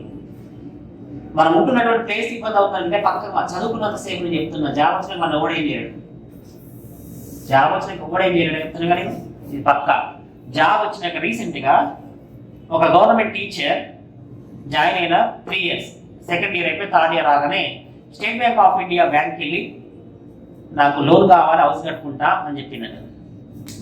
ఎంత కావాలి అన్నారట. మీరు ఎంత ఇవ్వగలుగుతారంటే మీరు ఎంతో చెప్పండి అన్నట్టు. 35 లక్షలు కావాలన్నమాట. ఆన్ ది స్పాట్లో సంతకం పెట్టించిన 35 lakhs only government employ, just 3 years service. నేను చూసిన నాకు తెలిసి ఇవాళ 35 లక్షలు ఏం చూసి ఇచ్చింది? జాబ్. ఇవాళ మీరు వెళ్ళి జాబ్కి ఒక బ్యాంక్కి వెళ్ళి నాకు ₹1,00,000 లోన్ ఇవ్వంటే షూరిటీ ఏం పెడతావు అంటారు. ఓ జాబ్కున్న పవర్ అది. అందుకే చెప్తున్నా నేను, ఒక్క 6 నెలలు మనకి కావు, సంవత్సరం మంది కాదనుకోండి, చదవండి, 40 సంవత్సరాల సుఖవంతమైన జీవితాన్ని గడపచ్చు. అర్థమవుతుందా? అది గుర్తుంచుకోండి. ఇది ఫస్ట్ పాయింట్గా గుర్తుంచుకోండి అందరూ. ఇవాళ నేను చెప్పిన క్లాస్ డేట్ గుర్తు పెట్టుకుని రాసి పెట్టుకోండి, మర్చిపోకండి. మళ్ళీ ఇదే సంవత్సరం ఈ డేట్ వచ్చిన వాడికి జాబ్ కొట్టి రెడీగా ఉంటారు మీరు. నా కోరిక అదే. అర్థమైందా? మాట్లాడండి. డేట్ రాసి పెట్టుకోండి. నా పేరు తెలుసా మీకు? నా పేరే తెలియదు. నేనే కావాలి. నేను నా పేరు చెప్తున్న అలవాటు లేదు, మీరు తెలుసుకోవాలని చెప్తాను. ఓకే చెప్తాం మీరు. ఓకే వినండి. ఇప్పుడు ఎగ్జామ్ పాయింట్ ఆఫ్ లో ఫస్ట్ పాయింట్ ఇవి గుర్తుంచుకోండి. ఏం గుర్తుంచుకోవాలి? సిలబస్, ఎన్ని మార్కులు, ఎగ్జామ్ ప్యాటర్న్ ఎలా ఉంటుంది, ఓకే, టార్గెట్, తర్వాత రిజర్వేషన్లు వదిలేయండి. ఇంకోటి బలమైన ఏం పెట్టుకోండి, చదవండి. ఇంత చదవాలి సార్, మరి ఎందుకు దీనికి పాటు నేను చెప్తా 2వ పాయింట్లో. నెక్స్ట్ 2వ పాయింట్ ఒకసారి ఓకే వినండి. నేను ఒక మాట వాళ్ళకి ఇష్టం లేదు క్లాస్ విను అంటే వెళ్ళండి. క్లాస్లో ఉంటే డిస్టర్బ్, ఈ క్లాస్ అని కదా, ఏ క్లాస్ అని చెప్పేది అదే. క్లాస్లోకి వచ్చినాక క్లాస్ నాకు ఇష్టం లేదనుకుంటే వెళ్ళాలి, పక్కన డిస్టర్బ్ చేయదు కదా అని. అవునా కదా? ఇక్కడ ఒకసారి వినండి. ఇప్పుడు ఈ క్లాస్ చెప్పి నాకు అవసరమా? అవసరం లేదుగా. ఎందుకు చెప్తున్నా? మీకో చెప్తున్నా, మీరు వినకపోతే ఎవరు వింటారు? వింటున్నారే కదా. అందరు అంటలే, నేను ఒక 2-3 తగలాలని అంటున్నా. వినండి. సెకండ్ పాయింట్ లో ఇప్పటిదాకా మనం అకాడమిక్ చదువు చదివినాం, అంతే కదా? అకాడమిక్ చదువు ఏంటి అంటే, ఒక క్వశ్చన్ ఉన్నది, 10 మార్కులు ఉన్నాయి. ఈ క్వశ్చన్ ఏం చేస్తున్నామంటే ఒక పేపర్ అంతా రాస్తున్నాం, అంతే కదా? డిస్క్రిప్టివ్ రాసేటప్పుడు చాలా మందికి తెలియని విషయం ఇక్కడ ఏంటంటే, నేను డిగ్రీ పాస్ అయినా, ఇంటర్ పాస్ అయినా, పీజీ చేసినా అంటారు, కానీ అవన్నీ ఉంటిదే. ఎక్కడికి వచ్చినాక, కాంపిటీషన్కి వచ్చినాక అవి వాడికి రావు. ఇవాళ ఇంటర్ ఫస్ట్ వచ్చినటువంటి, స్టేట్ ఫస్ట్ వచ్చిన ఒక అబ్బాయిని తీసుకొచ్చి ఇక్కడ కూర్చోబెట్టి జాబ్ కొట్టమంటే కొట్టలేరు, వాళ్ళు కూర్చోలేరు అసలు వాళ్ళు. ఎందుకంటే వాళ్ళు బట్టి చదువుతారు. ఇక్కడ బట్టి పనికి రాదు. అందుకే మీ మారంటే వాళ్ళ బట్టి చదివేటంటే చదవకండి. కాంపిటీషన్ లో అప్లికేషన్ టైప్ లో ఆలోచన పరిజ్ఞానంతో తమ మేధాశక్తిని ఉపయోగించి క్వశ్చన్ చూసి ఆన్సర్ పెట్టే కెపాసిటీ ఉండాలి. బట్టి చదివితే ఏమవుతుందంటే, సైకాలజీ ప్రకారం బట్టి చదివేది ఇప్పుడు గుర్తుంటుంది, తర్వాత బట్టి చదివేది నామినేషన్ చేసి పక్కన పంపిస్తుంది, అలా టైం వేస్ట్ అవుతుంది. అందుకే కోడ్స్ అండ్ రిలేషన్స్, బండ గుర్తులు కొండ గుర్తులు గుర్తుంచుకోవచ్చు కొన్నింటికి. అప్లికేషన్ టైప్ లో చూడగానే కనపడగలగాలని అలా చదవాలి. ఇవాళ డిగ్రీలో చాలా మంది పాస్ అయినంటే, రేపు ఎగ్జామ్ అంటే వాళ్ళ నెక్స్ట్ ఇయర్ వరకు పాస్ అయిన వాళ్ళు 3 మంది ఉన్నారు. అలాగే అస్సలు చదవకుండా పేపర్ చెప్పొచ్చి పాస్ అయిన వాళ్ళు కూడా ఉన్నారు కదా. ఇక్కడ మీరు కాంపిటీషన్ రాకుండా ఏం చేయాలంటే, ఒక క్వశ్చన్ రాసినప్పుడు ఇక్కడ మనం ఎగ్జామ్ లో రాస్తున్నాం, అవునా? రాసేటప్పుడు ఒక క్వశ్చన్ ఒక 10 లైన్ 20 లైన్ రాసేటప్పుడు ఇక్కడ కొన్ని తప్పులు రాస్తాం. తప్పులు రాయగానే మన ఎగ్జామ్ లో అనుకుంటారు చాలా మంది, ఎగ్జామ్ పేపర్ దిద్దే వాళ్ళు చూడరు, ఏం చూడరు, దిద్దారు అనుకుంటారు. నేను చాలాసార్లు పేపర్ దిద్దేటప్పుడు నేను చూస్తా, నేను కాదు ఎవరైనా చూస్తారు. చూసినప్పుడు తప్పు కానీ 2 మార్కులు పెడతారు, 2 మార్కులు పెట్టి మార్కులు అన్ని వేసుకుంటూ వస్తారు. ఎగ్జాంపుల్ 10 మార్కులు ఉంటే ఇక్కడ ఒక 6-7 తప్పులు రాసిన అనుకోండి, దీనికి ఒక 6 మార్కులు ఇస్తారు, 4 మార్కులు కట్ చేసిన అనుకో, కట్ అయినాయి. ఇలా టోటల్ చేస్తే 100 మార్కులకి 40 మార్కులు వచ్చినాయి. 40 మార్కులు వస్తే అకాడమిక్ లో పాస్ లేదా? పాస్. అంటే 60 మార్కులు రాకుండా పాస్ అయ్యాం. మనం అది గమనించాం. 60 మార్కులు పోయినాయి, 40 మార్కులే వచ్చినాయి, అయినా పాస్ అయినాం. అర్థమైందా? అందుకనే ఈ చదువుని కాంపిటీషన్ చదివితే అదే 100కి 40 మార్కులు వస్తే మన అసలు పోటీలో కూడా ఉండవు. అదేనా ఇక్కడ మీరు గుర్తుంచుకోవాల్సిన విషయం ఏంటంటే ఇక్కడ తప్పు రాసినా పాస్ అయినా, ఇదే తప్పు కాంపిటీషన్లో చేస్తే జాబ్ అయినట్టే లెక్క. ఒక్క తప్పు కూడా చేయొద్దు. ఎందుకు చేయొద్దు అంటే ఇక్కడ ఒక్క జాబ్కి 10 మంది 20 మంది 100 మంది 1000 మంది కూడా పోటీ పడుతుంది. ఉత్తరప్రదేశ్లో 1000 మంది కూడా పోటీ పడతారు ఒకటే జాబ్కి, ఒక్కటే జాబ్. మరి ఇంతమంది పోటీ పడుతున్నప్పుడు ఈ మార్కులు వస్తే మనం పోటీ ఉంటామా? ఉండం. కాబట్టి ఇక్కడ ఇలాంటి తప్పులు చేయకుండా ప్రతి క్వశ్చన్ ప్రతి సబ్జెక్ట్ ఇంపార్టెంటే అన్నట్టు చదవాలి. కానిస్టేబుల్ వస్తే వాళ్ళు మ్యాథ్స్ చదవాలి, ఖచ్చితంగా జాబ్ అవుతుంది ఏం లేదు. మ్యాథ్స్ లో ఒక కానిస్టేబుల్ 45 మార్కులు 50 మార్కులు 50కి 50 ఇచ్చినా మిగతా రాకుండా జాబ్ అవుతుందా? చాలా మంది మైండ్ మన పిల్లలు పాత పిల్లలు కొంతమంది ఉండే, సార్ మాకు మ్యాథ్స్ ఒక్కటి ఏంటని మిగతా జిఎస్ సినిమాని వెళ్ళిపోయేది, అందరూ రాసేది. ఎందుకు అంటే ఏది కూడా మనకి అన్ని పర్ఫెక్ట్ తెలియదు. అన్ని సబ్జెక్టుల పరిజ్ఞానం ఈక్వల్ గా ఉన్నప్పుడే జాబ్ అవుతుంది. నీకు ఎంత ఇప్పుడు మనం కాపులుగా ఒక అతను ఎంఎస్సీ కెమిస్ట్రీ చేసిండు, పీజీ అయిపోయింది, పిహెచ్డీ కూడా చేసిండు. పీజీ చదివినా మొత్తం చదవాడు, పిహెచ్డీ చేసినా ఒకటే పాట చదువుతాడు. అలా గోల్డ్ మెడల్ అయినా ఏదైనా ఒక సబ్జెక్ట్ మొత్తం చదివినప్పుడు ఆ సబ్జెక్ట్ పరిజ్ఞానం మొత్తం తెలుసు అనుకుంటా పొరపాటు, ఎవరికి పరిపూర్ణంగా తెలియదు. ఒక పీజీ చదివి పిహెచ్డీ చేసిన వ్యక్తికే సబ్జెక్ట్ తెలియనప్పుడు ఇక్కడ జిఎస్ మాకు తెలుసని ఎలా అనుకుంటారు మీరు? మాకు ఈ సబ్జెక్ట్ తెలుసని ఎలా అనుకుంటారు? అదే మైనస్. అది ఎవరంటే ఒక్కరుండి మిగతా వాళ్ళకి ఎక్కిస్తారు. ఇక్కడ ఒక అమ్మాయి ఉన్నది, ఈ అమ్మాయి అంటే మ్యాథ్స్ ఒక్కటే ఇంకా మిగతా వద్దని అమ్మాయి చెప్తుంది, నిజమే అని ఈ అమ్మాయి ఇంకొక అమ్మాయి చెప్తే ఇట్లా ఒక 4-5 టీం అవుతారు, క్లాస్ మ్యాథ్స్ ఇంటారు, మిగతా క్లాస్ వినుకుంటా పోతుంటారు. నేను గుర్తుపెట్టి చూసిన లాస్ట్ ఇయర్ ఎందుకు పోతారమ్మా ఏంటంటే ఇట్లా ఒకళ్ళొకళ్ళుగా జాబ్ రాలే, రాసారా లేదా? అది ఇక్కడ కూర్చుంటే కనీసం 1 మార్కు వచ్చిన జాబ్ వచ్చా? 1 మార్కులో పోతుంది, సేమ్ మార్కులు. ఇక్కడ చెప్పేవాళ్ళు ఎవరంతా ఎవరు చదువు సబ్జెక్ట్ లేకుండా ఏం చెప్పారు కదా కదా సబ్జెక్ట్ లేకుండా చెప్పేవాళ్ళు అయితే బయటికి పిలిచి 5000 6000 ఒక రోజుకి ఇచ్చి మాతో క్లాస్ అని చెప్పిస్తారు. 8000 కూడా ఇస్తారు మాకు ఒక్క రోజుకి, ఒక్కటే రోజు క్లాస్ చెప్పొస్తే.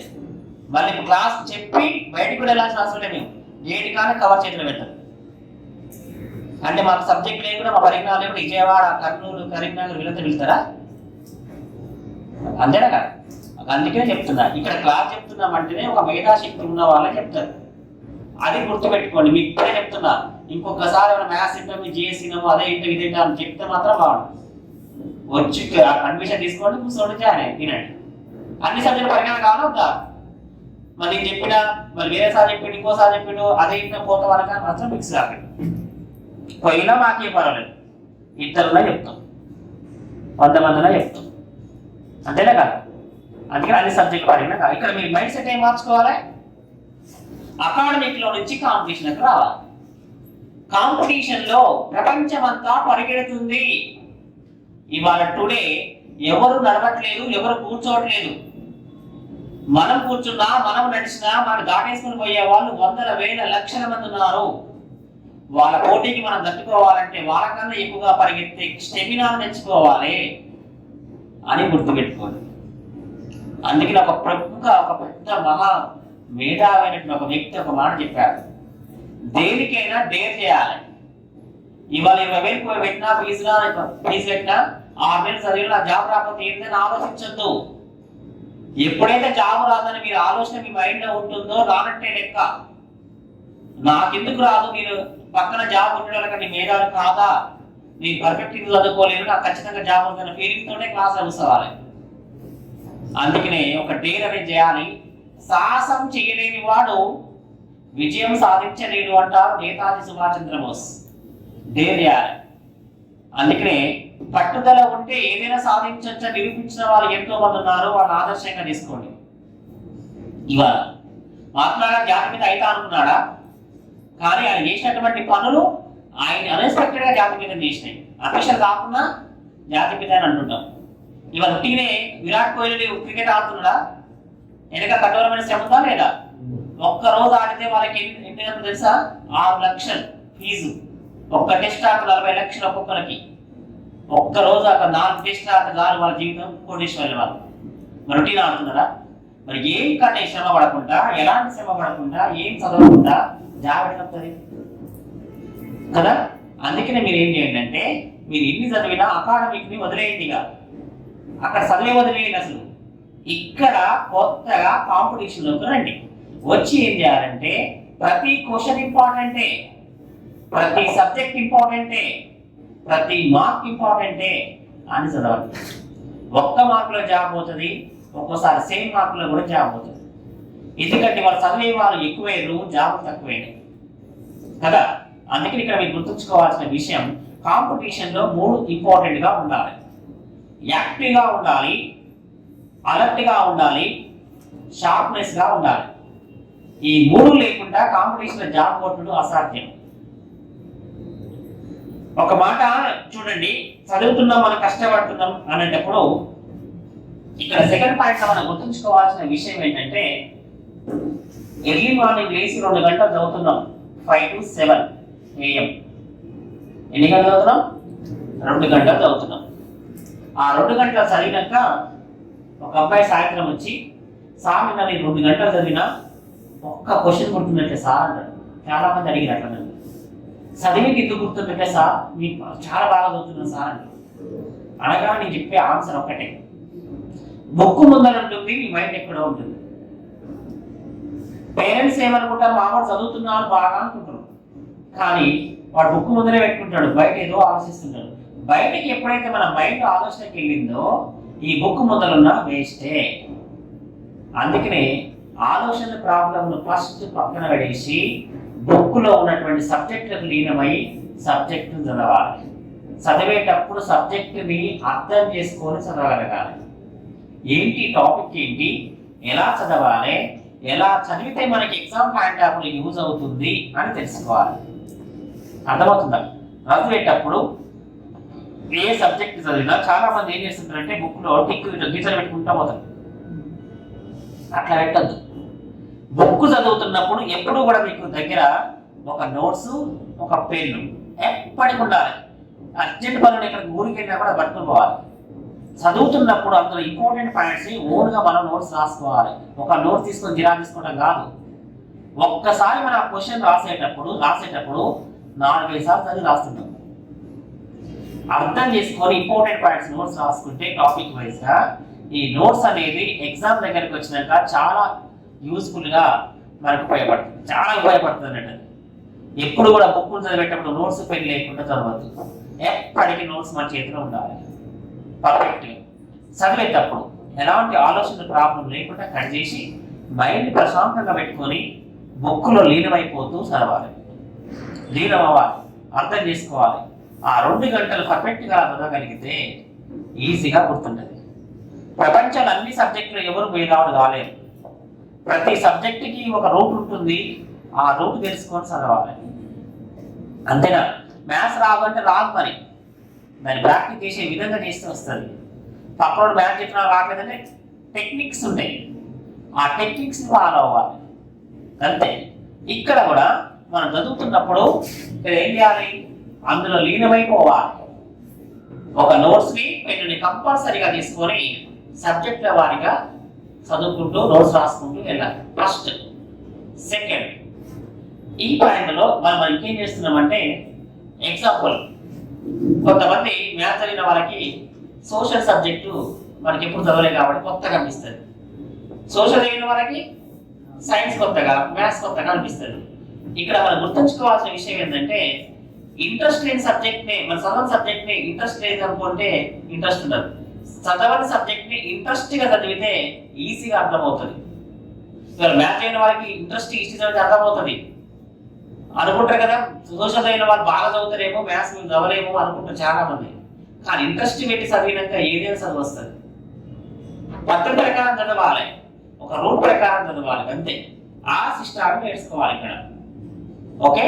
నెక్స్ట్ ఇంపార్టెన్స్, ఇక్కడ ప్రతి ఒక్క ఎవరైతే కాంపిటీషన్ ప్రిపేర్ అవుతున్నారో వాళ్ళు చేయాల్సిన ఇంపార్టెంట్ పని ఏంటంటే, ఇప్పుడు 13 సబ్జెక్టుల పరిజ్ఞానాన్ని చదవాలి. జిఎస్లో తెలుసు కదా ఈ విషయం. ఈ 13 సబ్జెక్టులు చదవాలి. ఇప్పుడు ఈ 13 సబ్జెక్టుల పరిజ్ఞానం చదివేటప్పుడు కాంపిటీషన్ పరంగా ప్రిపేర్ అవుతున్నాం కాబట్టి మన ప్రీవియస్ పేపర్లో ఏం క్వశ్చన్ వస్తున్నాయో కూడా ఒకసారి చూడాలి. అంటే కాంపిటీషన్ ప్రిపేర్ అవుతున్న ప్రతి ఒక్క స్టూడెంట్ కూడా ప్రీవియస్ పేపర్ను చూడటంలో చాలా యూస్ఫుల్ ఉంటుంది. ఫస్ట్ సెకండ్ వన్, ఆ వస్తున్న క్వశ్చన్లలో ఏ సబ్జెక్ట్కి ఎంత వెయిటేజ్ ఉందో కూడా మనం గ్యాదర్ చేయొచ్చు.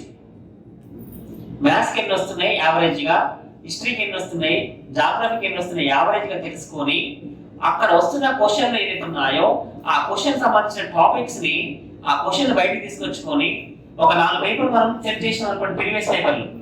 ఈ పేపర్లో జాగ్రఫీ క్వశ్చన్లు ఎన్ని వచ్చినాయి, తర్వాత హిస్టరీ క్వశ్చన్లు ఎన్ని వచ్చినాయి, అవన్నీ జాగ్రఫీ క్వశ్చన్లు ఒక దగ్గర, హిస్టరీ క్వశ్చన్లు ఒక దగ్గర రాసుకొని ఆ క్వశ్చన్ కనుక చూడగలిగితే దాన్ని బట్టి మనం 10 రకాలుగా తయారు చేసుకోవచ్చు. ఓకేనా? ఒక క్వశ్చన్ వచ్చింది ఇలా, దాన్ని బట్టి ఒక 10 రకాల క్వశ్చన్లు ప్రిపేర్ చేసుకుంటే ఈజీగా సబ్జెక్ట్ అర్థమవుతుంది. అంటే కాంపిటీషన్ టెక్నిక్స్ తెలుస్తాయి. కాంపిటీషన్ క్వశ్చన్లు ఏంటివి, ఎలాంటి క్వశ్చన్లు అడుగుతాడు, ఎగ్జామినర్ ఎప్పుడు కూడా ఏమనుకుంటాడంటే ఈ క్వశ్చన్ పిల్లలు ఆన్సర్ పెట్టొద్దని అడుగుతాడు. అలాంటి క్వశ్చన్లు ఎక్కువగా ఉంటాయి. అలాంటి క్వశ్చన్లు ఏమొస్తున్నాయి చూడాలి, ఆ టాపిక్స్ చూడాలి, దాన్ని చూసుకొని ఒక దగ్గర రాసుకొని ఈ క్వశ్చన్లు బట్టి చదివే విధానాన్ని ప్రిపేర్ చేసుకోవాలి. అలా ప్రిపేర్ చేసుకుంటే ఈజీగా మనకి సబ్జెక్ట్ అనేది అర్థమవుతుంది. అందుకే కాంపిటీషన్ ఏం చేయాలి, ఫస్ట్ ప్రీవియస్ పేపర్ను కూడా స్టడీ చేయాలి. అన్ని ప్రీవియస్ పేపర్లు అయితే కొన్ని ఇంపార్టెంట్ ప్రీవియస్ పేపర్ తీసుకొని అక్కడ గ్యాదర్ చేసుకోవాలి. Okay, next importance.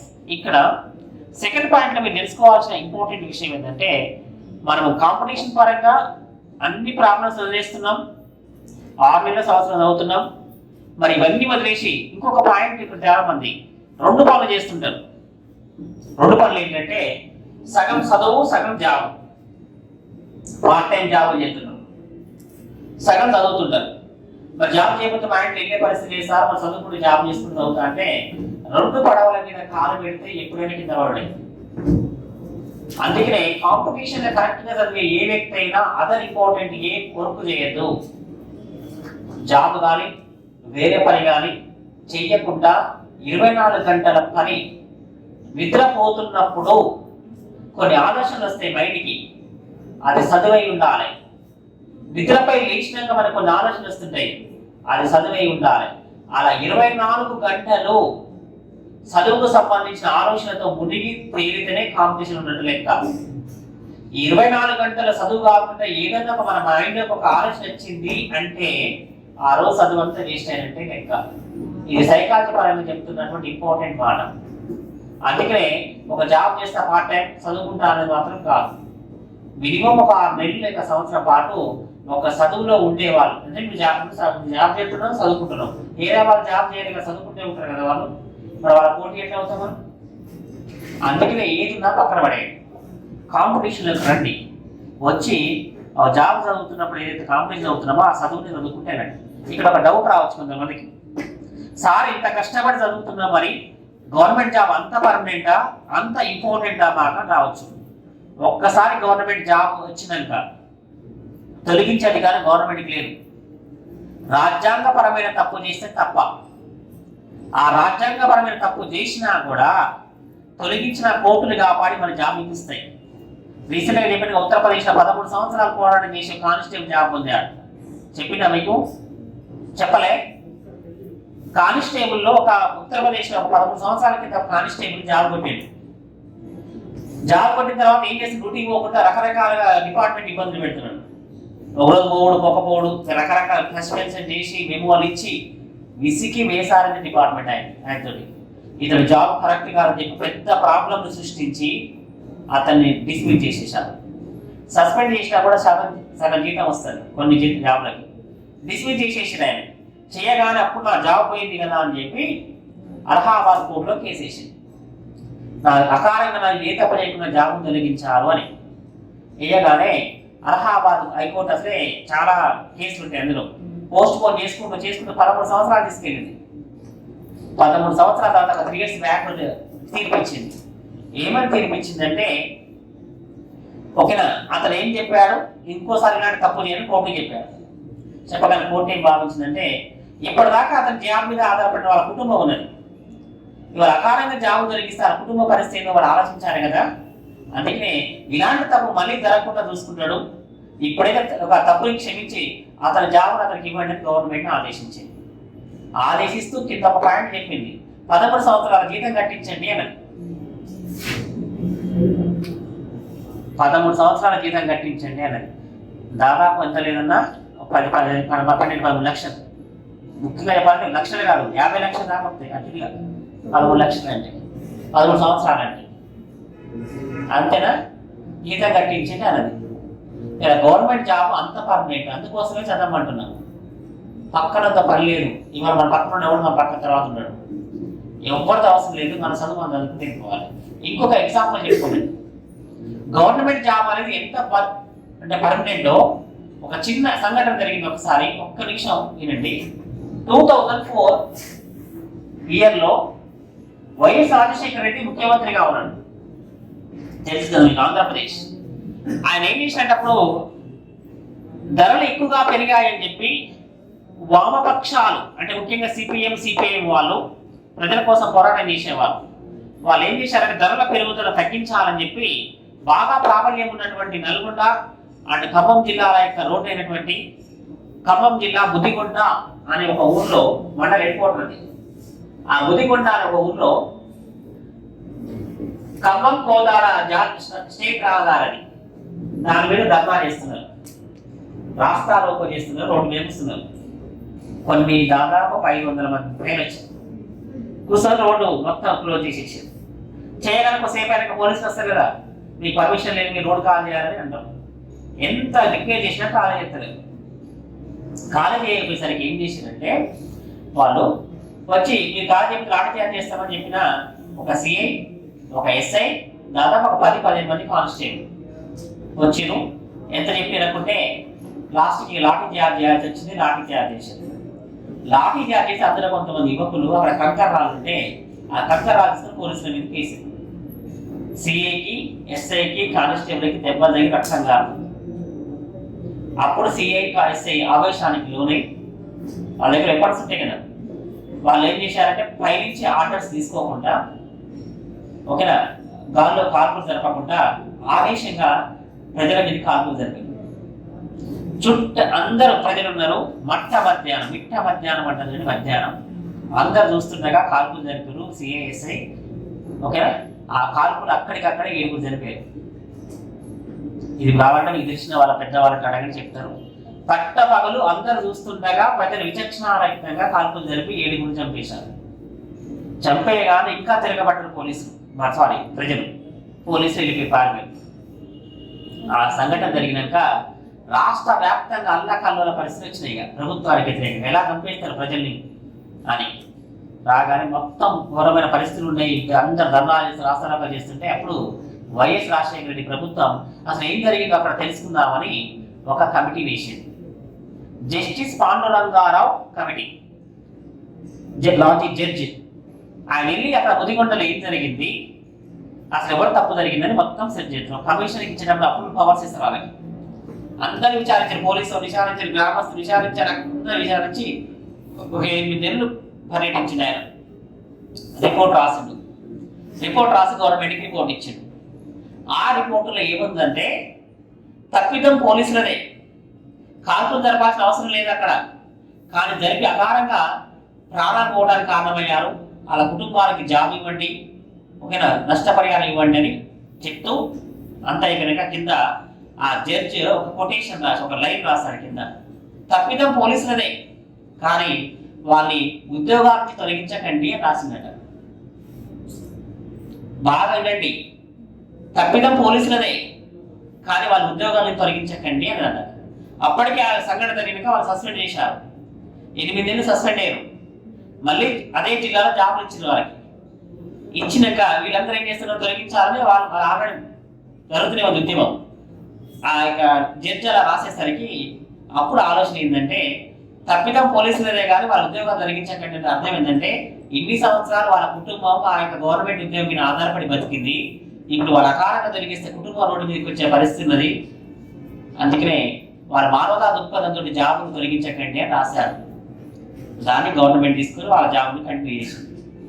ఒక వ్యక్తికి చెప్పిన వ్యక్తికే గవర్నమెంట్ జాబ్ పోలే, అంటే ఎగ్జాంపుల్ చెప్తున్న సంపాదన కాదు, అంత పర్మనెంట్ సెక్టార్ గవర్నమెంట్ ఎంప్లాయ్ ఒక్కసారి జాబ్లో జాయిన్ అయ్యి సర్వీస్ చేసిన తర్వాత తొలగించే అధికారం గవర్నమెంట్కి లేదు అంటున్నారు.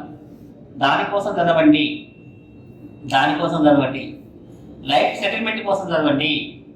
ఇవాళ జాబ్ లేనంతసేపు పరిస్థితి ఏంటంటే ఒక ప్రైవేట్ ఒక మామూలుగా ఒక అత్యంత రూరల్ ఏరియా నుంచి గతుకుల రోడ్డు పైన ఆర్టీసీ బస్సులో సిటీకి వస్తున్నట్టు లెక్క.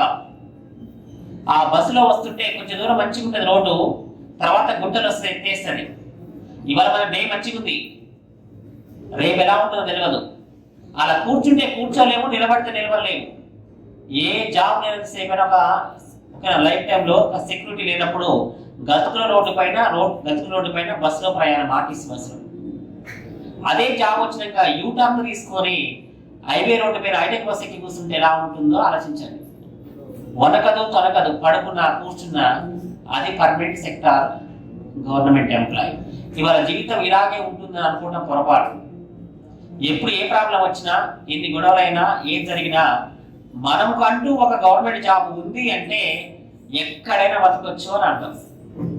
నెలకి 30-40 వేలు వస్తాయి, ఎక్కడైనా బతకొచ్చు. దానికోసం కొంచెం కష్టపడాలి. కొంచెం అంటే ఒక 6 నెలల సంవత్సరం పాటు కష్టపడాలి. ఎలా కష్టపడాలంటే జీవితంలో నేను ఇంత చదువు ఎప్పుడూ చదవలేదు, ఇప్పుడే చదువుతున్నా అన్నట్టు చదవండి. ఇకంతే. ఊర్లు, టూర్లు, ఫంక్షన్లు, పార్టీలు అన్ని క్యాన్సెల్. ఎక్కడ ఉన్నారో అక్కడే కూర్చొని చదువుకోవాలి. నేను ఊళ్ళకి వెళ్తా, పార్టీలకు వెళ్తా, ఫంక్షన్లకు వెళ్తా, ఇవన్నీ పక్కన పెట్టండి. ఇంటికాడ ఫాదర్ ఫోన్ చేయగానే వెళ్తుంటారు, పొలం పని ఉందనగా పోతుంటారు. చాలా మంది పొలం పని, ఆ పని నువ్వు కాకుంటే 200 ఇస్తే ఎవరైనా చేస్తారు, కానీ 2 రోజులు వేస్ట్ అవుతుంది. మరి అదే నీ చదువు ఎవరు చదువుతారు? అవునా కాదా? అందుకే నేను చెప్పేది ఏంటంటే ఇవాళ ఫిక్స్ అవుతాయి. ఊర్లు, టూర్లు, ఫంక్షన్లు, పార్టీలు అన్ని క్యాన్సిల్ చేసుకొని అప్ టు ఎగ్జామ్ వరకు ఎక్కడైతే రూమ్లు ఉంటున్నారో, హాస్టల్ ఉంటున్నారో, ఇంట్లో ఉంటున్నారో అక్కడి సపరేట్గా ఉండి ఎవరిని పట్టించుకోకుండా, ఏం ఆలోచనలు పెట్టుకోకుండా, ఎలాంటి ప్రాబ్లం జోలికి వెళ్ళకుండా ప్రశాంతంగా కూర్చొని ఒక బుక్లో నిలబడిపోయి సబ్జెక్టులన్నీ కరెక్ట్ చదివినాక జాగ్రత్త. నెలకి 30-40 వేలు అకౌంట్లో పడతాయి. గవర్నమెంట్ జీతం అత్యవసర పరిస్థితి వచ్చినా కూడా సంఘటిత నిధి చెల్లిస్తుంది గవర్నమెంట్ జీతాలు. ఇవాళ 1st తారీఖు హాలిడే వస్తే 31st జీతాలు అవుతుంది బ్యాంకులో. అంత పర్మనెంట్ గవర్నమెంట్ ఎంప్లాయీ. ఇవాళ ₹1,00,000 సంపాదించిన సాఫ్ట్వేర్ ఇంజనీర్లు గ్యారెంటీ లేని జీవితం. వారికి కోపొచ్చిన మనే పోవాలి, మనకు కోపొచ్చిన మనే పోవాలి. అంతేనా? ప్రైవేట్ సెక్టారే అంత, అదే గవర్నమెంట్ సెక్టార్ పర్మనెంట్.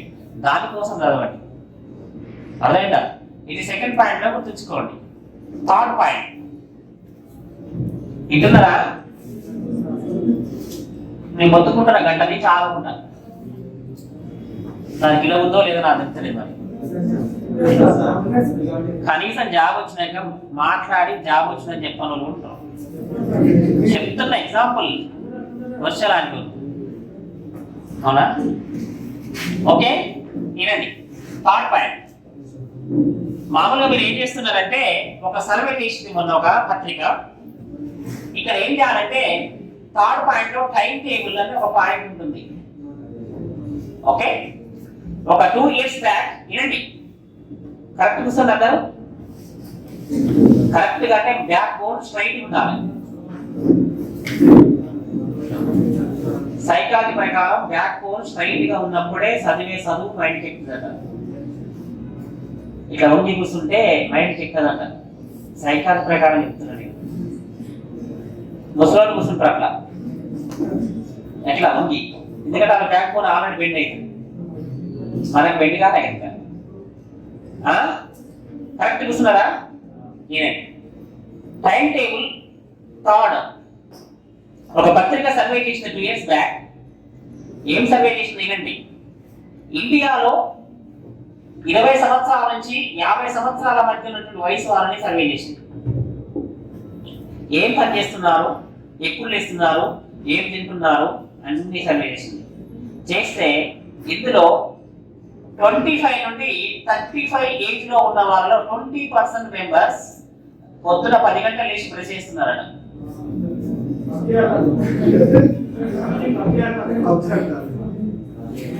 ఇప్పుడు ఒక మాట చెప్తున్నాండి, ఇండియాలో దాదాపు గవర్నమెంట్ ఆఫీసెస్ కానీ ఎక్కువ స్కూల్స్ కాలేజ్ అన్ని కూడా 9 లేక 10 స్టార్ట్, 9 స్టార్ట్ అవుతాయి ఎక్కువ, లేక 10. వాడు 10 గంటలు వేసి బ్రష్ చేసిందంటే దానికి వాడు ఏంటి పనికొస్తున్నాడు? దేని పనికి రాడు, జాబ్ చేయడానికి పనికి రాడు, చదువుకోవడానికి పనికి రాడు. వాని వల్ల దేశానికే లాస్. అలాంటి వాళ్ళు 20% మంది ఉన్నారు. సర్వేనే చెప్తుంది. అదే జపాన్ దేశాన్ని తీసుకుంటే ఒక సర్వే 9 గంటలకి ఆఫీస్కి రండి, 5 గంటల వరకు పనిచేయండి అని అలా బోర్డు పెడితే గవర్నమెంట్ ఆఫీస్లో 8 గంటలకి వెళ్ళి ఆఫీస్కి వెళ్ళే వాళ్ళు 95% ఉంటారు. నేను చెప్తలేనది, సర్వేనే చెప్తున్నది. 95% మంది ఆఫీస్కి గంట ముందే పోయి కూర్చొని పనిచేస్తుంటారు వాళ్ళు. అది గవర్నమెంట్ జాబ్ అయినా ప్రైవేట్ జాబ్ అయినా. గవర్నమెంట్ అయితే దేశానికి లాభం చెప్తున్నారు, ప్రైవేట్ అయితే వాళ్ళు లాభపడుతున్నారు. ఇవాళ గవర్నమెంట్ జాబ్ ఒక గంట ఎక్కువ పని చేస్తే గవర్నమెంట్ ఏమంటుంది? మీరు మంచి పని చేస్తున్నారు, ఎంతో కొంత పెంచుతారు కదా జీతం. ఏం పని చేయకుండా అడిగేటోళ్ళు మన తెలంగాణలో.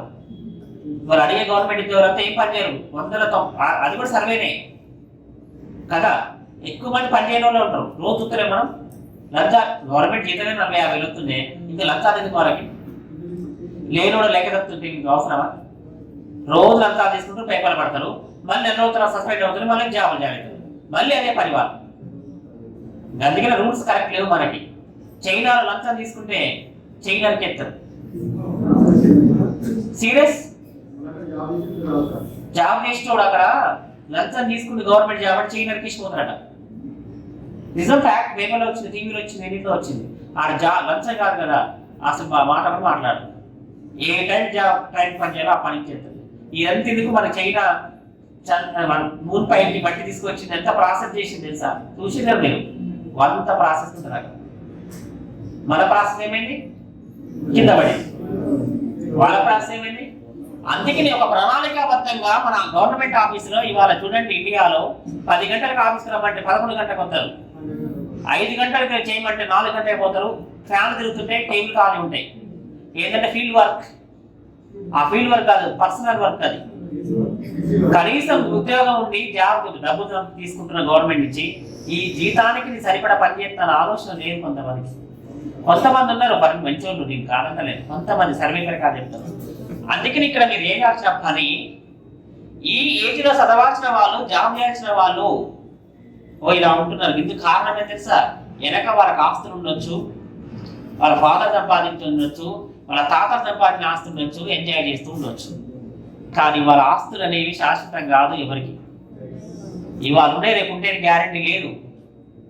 ఇవాళ ఎక్కడ చూసిన పేపర్లో 23 లక్షలు అప్పు చేసి ఒక ఆమె చనిపోయింది. నిన్నలో ఇవాళ పేపర్లో ఒక ఆమె అయితే బోటింగ్ షాప్ ఏదో పెట్టి లోన్ వడ్డీ తెస్తే వాళ్ళు టార్చర్ పెడుతుంటే లాస్ వచ్చి చనిపోయి ఆత్మహత్య చేసుకుందట. అంటే ఇక్కడ ఎగ్జాంపుల్ ఏం చెప్తున్నా, ఒక వ్యక్తి ఏదైనా పని చేస్తున్నప్పుడు ఆ పని సక్సెస్ అవుతామా లేదా కూడా చూసుకోవాలి కదా. చూసుకోకుండా చేస్తే అట్నే.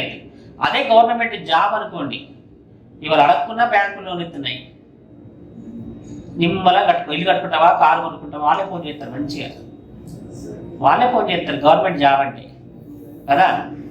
ఇక్కడ ఇది చేయాల్సిన పని టైం టేబుల్లో ఇదండి పాటిస్తారంటేనే గట్టిగా. ఇవాళ సాయంత్రం 2 పేపర్లు తీసుకోండి, మంచి A14 size papers, xerox papers ఉంటాయి, వైట్ పేపర్. ఒక స్కెచ్ పెన్ తీసుకోండి, 1 లేక 2. ఒక పేపర్ మీద టైం టేబుల్ రాసుకోండి. ఏం టైం టేబుల్ అంటే, ఇవాళ జాబ్ కొట్టడానికి 24 అవర్స్ టైం టేబుల్ అందులో ఉండాలి. ఇవాళ డేట్ 8th ఫిబ్రవరి 2021. మరలా 2021 ఫిబ్రవరి 8 వరకు ఆ టైం టేబుల్ ఫాలో అవ్వాలి. ఆ టైం టేబుల్లో ఒక్కరోజు బ్రేక్ అయినా జాబ్ రావడానికి అవకాశాలు లేవు. ఎందుకు లేవంటే, ఆ ఒక్కరోజు పక్కన రోజు చదువుకుని ఆ ఒక్కరోజు జాబ్ కొడుతున్నాడు. ఎలా అంటే ఒక్క మార్కే.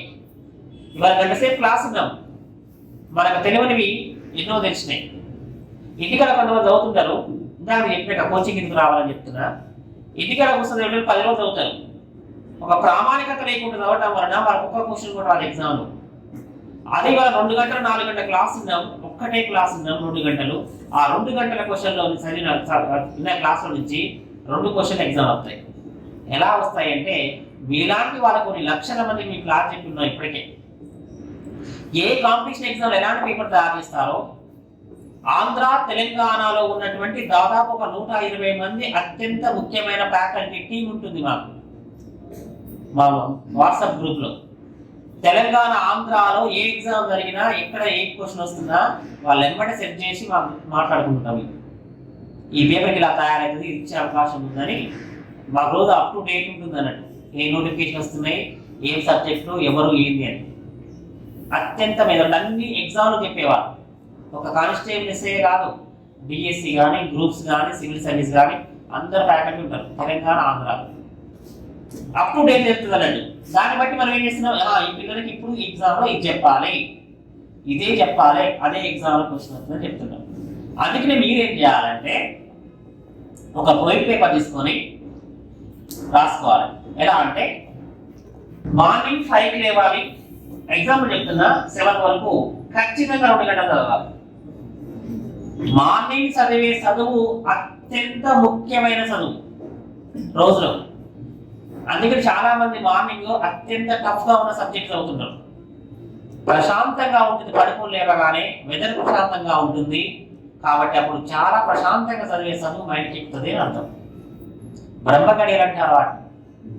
ఆ టైంలో చదివిన చదువు చాలా ఉపయోగం. 4 గంటలు వేసినా బెటరే, ఎక్కువ జాము తెల్లవారుజాము ప్రశాంతంగా ఉంటుంది. అక్కడి నుంచి మొదలుపెట్టి 24 గంటల టైం మనం టైం టేబుల్ ఉండాలి. 7 to 7:30 extra times, extra work. ఇంతకుముందు గంట వేసే పనులు ఇప్పుడు హాఫ్ అన్ అవర్ చేయాలి. ఇంతకుముందు 20 నిమిషాలు టిఫిన్ తింటే 10 నిమిషాలు తినాలి, నష్టం ఏం లేదు ఒక సంవత్సరం పాటు. ఇంతకుముందు 8 గంటలు పడుకుంటే ఇప్పుడు 6 గంటలే పడుకోవాలి. 6 గంటల మినిమం ఈ ఏజ్లో పడుకోవడానికి నో ప్రాబ్లం. 6 లేక 7 గంటలు, 8 గంటలు పడుకున్నామంటే కాంపిటీషన్ లేదంటే లెక్క.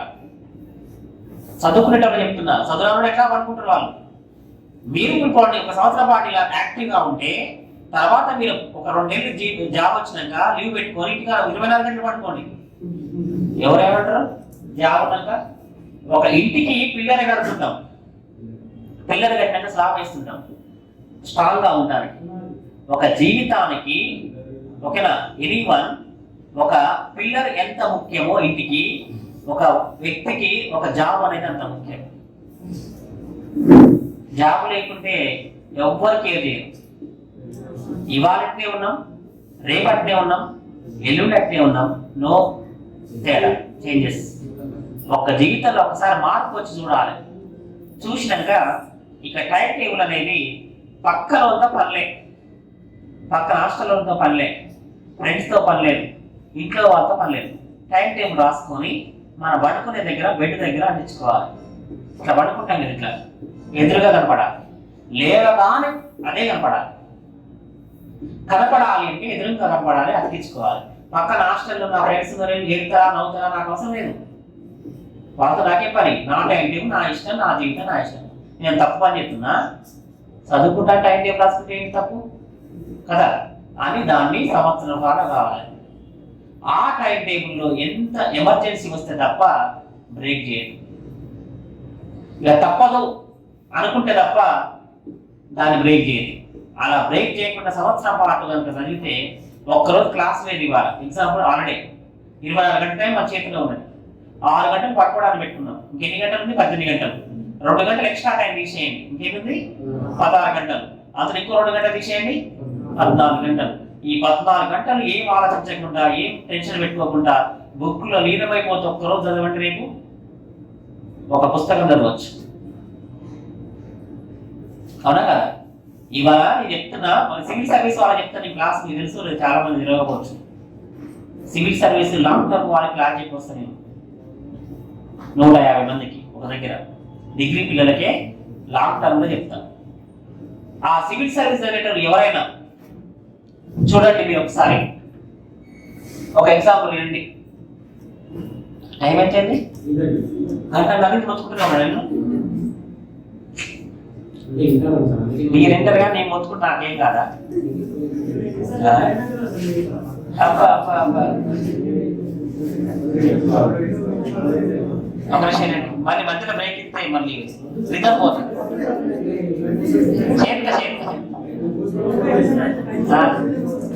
ఇదే ఒక విషయం బాబు. ఇక్కడ ఉన్న వాళ్ళలో కొంతమందికి వాళ్ళ fathers or mothers government employees ఉన్న వాళ్ళ raise hands. Mothers or fathers 1 2 ఇద్దరేనా? ఇద్దరేనా? ఓకే. హస్బెండ్స్ హస్బెండేనా? మీ ఫాదర్ మదర్ అంటే ఫాదర్ కూడా ఉన్నారా? ఓకే. వైఫ్ వరకు జాబ్ గవర్నమెంట్ ఎంప్లాయీ ఉన్నా చెప్పారు.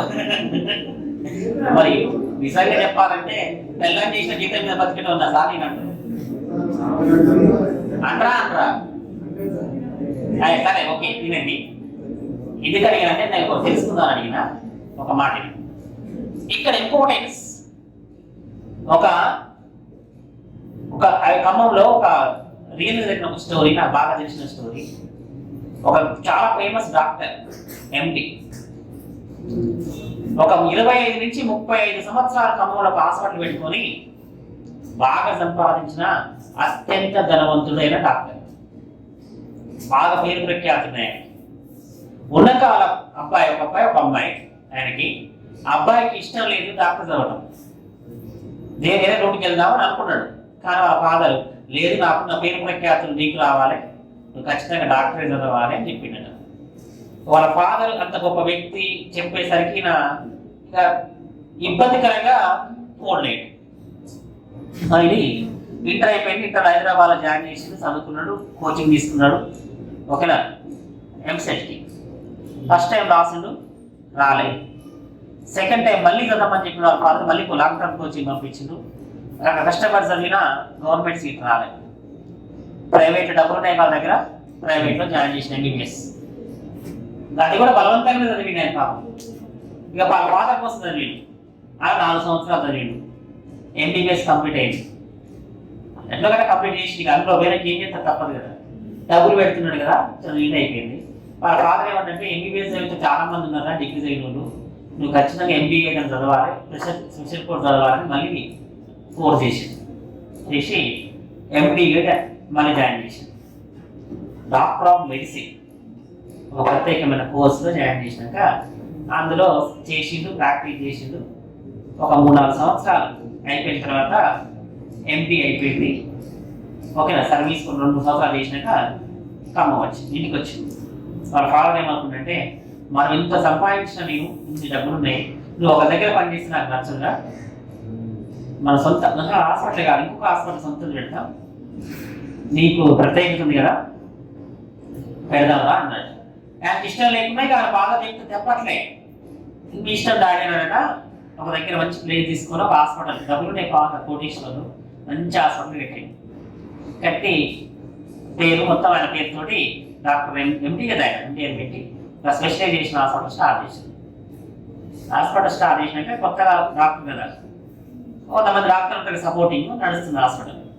రోజు ఎగ్జాంపుల్ ఒక డాక్టర్ మినిమం ఎంపీ డాక్టర్ సొంత హాస్పిటల్ ఉంటే మినిమం మంత్లీ 2 లక్షల నుంచి 8 లక్షలు సంపాదిస్తారు. అన్ని పోను, రోజు కాదు, అన్ని ఖర్చులు పోను, రెంట్ పోను, అన్ని పోను, 8 లక్షలు నాకు తెలిసి మినిమం. ఎక్కువ కూడా ఉండొచ్చు, అదైతే మినిమం ఒక 8 లక్షలు సంపాదిస్తారు, మినిమం 2 లక్షలు సంపాదిస్తారు. ఇక దాన్ని బట్టి ఉంటుందిలే, పేషెంట్ రావాలి కదా. ఎగ్జాంపుల్ చెప్పిన మీకు. ఓకే, అయిపోయింది. ఇది బాగా నడుస్తుంది హాస్పిటల్, కొత్తగా పెట్టారు అని పక్కన ఉంటారు కదా కొంతమంది, ఎట్లా నడుస్తుంది బాగా కాబట్టి నేను ఏం చేయాలంటే పక్కన ఇంకో హాస్పిటల్ పెట్టాలని ఆలోచన ఉందా రాదా? వచ్చేసి ఇంకొంతమంది ఏం చేసిందంటే ఒక 2-3 సంవత్సరాల తర్వాత మ్యారేజ్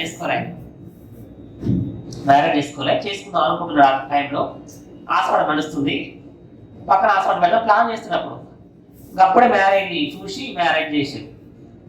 29 30 ఏజ్ అప్పుడు మ్యారేజ్ అయింది. ఆమె డాక్టర్ కాదు, జస్ట్ మామూలుగా తెలిసిన వాళ్ళు చేసుకున్నాడు. అయిపోయినాక హాస్పిటల్ నడుస్తుంది, ఏం ప్రాబ్లం అనుకున్నాడు. ఆయన మంచి కలెక్షన్ వస్తుంది, అందులో డబ్బులు నూలమైనా అన్నట్టు ఆలోచనలో ఉన్నాడు. 28 అనుకుంటే ఏజ్ అప్పుడు ఎంతో 28 అనుకోగానే ఏం చేసిందిగా నడుస్తుంది. కరెక్ట్ గా మ్యారేజ్ అయిన ఒక 6 months తర్వాత పక్కన హాస్పిటల్ పెట్టింది సేమ్ డాక్టర్ తీసుకొచ్చి.